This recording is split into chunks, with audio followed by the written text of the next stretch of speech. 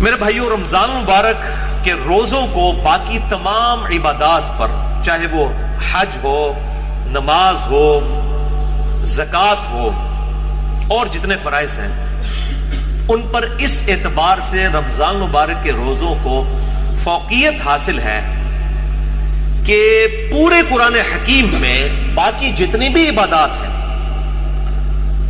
ان کی detail scattered form میں ہے، بکھری ہوئی حالت میں. یعنی اگر میں کہوں کہ حج کے ٹاپک پہ آیات کہاں ہیں، وہ سورۃ البقرہ میں بھی ہیں، سورہ آل عمران میں بھی ہیں، سورۃ الحج کے اندر بھی ہیں.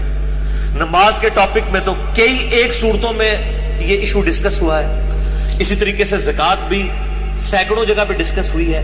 لیکن رمضان مبارک کو یہ فوقیت حاصل ہے کہ رمضان مبارک کا جو ٹاپک ہے پورے قرآن میں صرف ایک ہی جگہ پہ ڈسکس ہوا ہے پورے قرآن میں، اور وہ سورۃ البقرہ کا رکوع نمبر ہے 23. 6 آیات میں آیت نمبر 183 سے لے کر 188 تک. سورۃ البقرہ آیت نمبر 183 سے 188 تک جو آپ نے قرآن حکیم میں کھول رکھی ہے، اس میں رمضان مبارک کے ٹاپک کو ڈسکس کیا گیا ہے. پورے قرآن کے اندر اس ایک مقام کے علاوہ نہ کہیں پہ کسی روزے کا ذکر ہے، نہ رمضان مبارک کے حوالے سے کوئی ڈیٹیلز آئی ہیں سوائے اس ایک موقع کے. یہ 6 آیات انشاءاللہ ہم آج کور کریں گے، اور اس میں 6 آیات کے اندر 5 سب ٹاپکس ڈسکس ہوئے ہیں چھوٹے چھوٹے.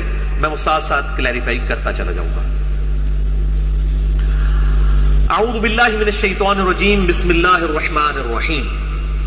سورۃ البقرہ رکوع نمبر 23 آیت نمبر 183 سے لے کر 188 تک.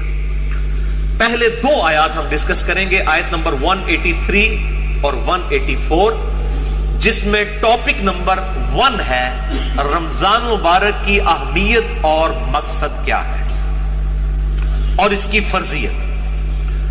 اعوذ باللہ من الشیطان الرجیم، بسم اللہ الرحمن الرحیم. یا ایھا الذین آمنوا کتب علیکم الصیام، اے ایمان والو تم پر روزے فرض کیے گئے ہیں. کما کتب علی الذین من قبلکم، جیسا کہ تم سے جو پہلی امتیں گزری تھیں ان پر بھی روزے فرض کیے گئے تھے. یہ امت محمدیہ صلی اللہ علیہ وآلہ وسلم کا خاصہ نہیں ہے، بلکہ جس طریقے سے نماز بھی اگلی امتوں پر فرض تھی اس کے طریقے میں فرق ہو سکتا ہے، اسی طریقے سے روزے بھی اگلی امتوں پر فرض کیے گئے تھے. اور مقصد کیا تھا؟ لعلکم تتقون، تاکہ تم متقی بن سکو. تقوی کا جو روٹ ورڈ ہے عربی میں وہ ہے وقا. وقا کہتے ہیں عربی میں بچنے کو. یعنی جس شخص کو یہ یقین ہو کہ کسی ہستی نے میری مرضی کے بغیر مجھے پیدا کیا ہے اور وہ میرے ساتھ کچھ بھی کرنے پر قادر ہے، اس کے خوف کی وجہ سے، اس کے ڈر کی وجہ سے گناہوں سے بچنا اور فرائض پر استقامت اختیار کرنا، یہ ہے تقوی. اب وہ گناہ حقوق العباد سے ریلیٹڈ بھی ہو سکتے ہیں اور حقوق اللہ سے ریلیٹڈ بھی ہو سکتے ہیں، اور فرائض بھی حقوق العباد سے ریلیٹڈ بھی ہو سکتے ہیں اور حقوق اللہ سے ریلیٹڈ بھی ہو سکتے ہیں. سورۃ الحجرات میں واضح طور پر آیا ان اکرمکم عند اللہ اتقاکم، بے شک تم میں اللہ تعالیٰ کے نزدیک سب سے عزت والا وہ ہے جو زیادہ متقی ہے. اور رمضان کا مقصد بھی تقوی ہے. اب مجھے ضمناً حدیث یاد آئی جو بخاری اور مسلم دونوں میں موجود ہے. کتاب النکاح چیپٹر میں یہ پہلی حدیث ہی آپ کو مل جائے گی، صحیح بخاری میں بھی، صحیح مسلم میں بھی اور مشکات میں بھی، نکاح والے چیپٹر میں، کہ آپ صلی اللہ علیہ وآلہ وسلم نے فرمایا اے نوجوانوں کے گروہ، تم میں سے جو نکاح کی استطاعت رکھتا ہو اسے چاہیے کہ وہ نکاح کرے. یہ چیز اس کے شرمگاہ کی حفاظت میں مدد کرے گی اور نگاہوں کو نیچا رکھنے میں اس کو سپورٹیو ہوگی. اور جو نکاح کی استطاعت نہ رکھتا ہو، یعنی فائنینشلی اس کو سپورٹ نہ کر سکتا ہو ازدواجی زندگی کو، تو وہ روزے رکھ کر اپنی شہوت کو ٹھنڈا کرے. یعنی روزہ جو ہے یہ تقوی کے حصول کا ایک ذریعہ ہے. ایام معدودات، گنتی کے چند دن ہیں، یہ رمضان کا جو مہینہ ہے اور روزے ہیں. فمن کان منکم مریضا، پس جو کوئی تم میں مریض ہو، اس میں بھی ایکسیپشن دے دی کہ اگر مریض ہو، او علی سفر، یا وہ سفر میں ہو، فعدۃ من ایام اخر، تو تو وہ اپنی گنتی کو باقی دنوں میں پورا کر سکتا ہے. اب وہ سفر چاہے آرام دہ ہو یا غیر آرام دہ ہو، اس سے کوئی سروکار نہیں ہے. سفر میں وہ روزہ چھوڑ سکتا ہے، لیکن باقی دنوں میں گنتی پوری کرنی ہوگی. باقی اس کی ڈیٹیلز انشاءاللہ فقہی احکام و مسائل ہم اگلی نشست میں ڈسکس کریں گے. وَعَلَى الَّذِينَ يُطِيقُونَهُ فِدْيَةٌ طَعَامُ مِسْكِينٍ، اور وہ لوگ جو بڑی مشکل سے طاقت رکھتے ہیں روزہ رکھنے کی، یعنی بہت بوڑھے ہو چکے ہیں، بیمار ہیں، یا اسی طریقے سے کوئی حاملہ عورت ہے، کوئی دائمی مریض ہے شوگر وغیرہ کا، اس طرح کی جو صورتحال ہو، فدیۃ طعام مسکین، وہ فدیہ دے سکتا ہے مساکین کو.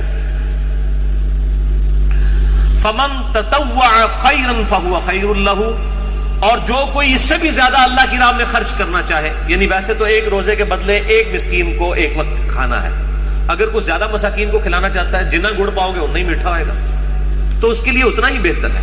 وَأَن تَصُومُوا خَيْرٌ لَكُمْ، اور اگر تم روزہ رکھو تو اسی میں تمہارے لیے بہتر ہے.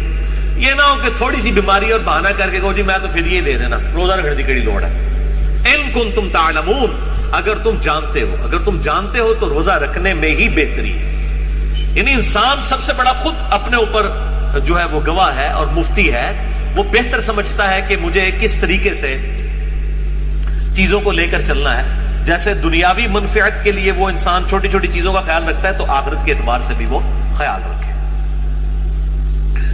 اچھا، یہ جو آیت ہے وَعَلَى الَّذِينَ يُطِيقُونَهُ فِدْيَةٌ طَعَامُ مِسْكِينٍ، اس حوالے سے صحیح بخاری میں ایک حدیث ہے انٹرنیشنل نمبر کے مطابق 4505، جس میں ابن عباس کا قول ہے کہ یہ آیت منسوخ نہیں ہے، کیونکہ بعض اصحاب کا موقف ہے. صحیح بخاری میں 4507 نمبر حدیث آتی ہے، جس میں ابن عمر کا قول ہے کہ یہ آیت منسوخ ہے.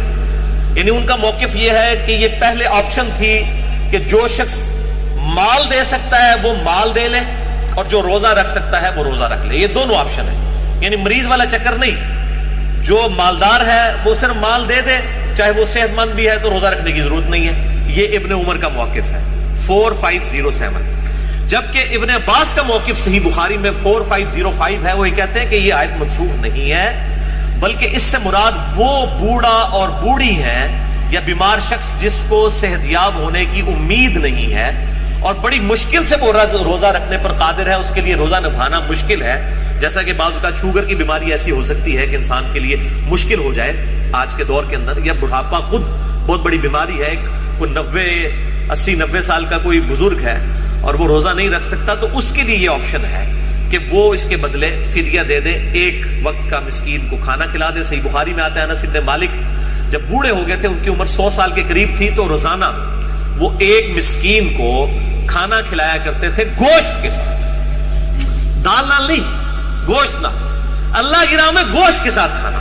اور یہ بھی آتا ہے کہ وہ بسا اوقات 30 مساکین کو اکٹھا بٹھا کر کھانا کھلا دیا کرتے تھے 30 کے 30 روزوں. تو یہ دونوں طرح آپشن موجود ہے، جس طرح بھی کر لیا جائے. میں انشاءاللہ اگلی دفعہ اس پہ ڈیٹیل بات کروں گا. جزاک اللہ، جزاک اللہ، جزاک اللہ.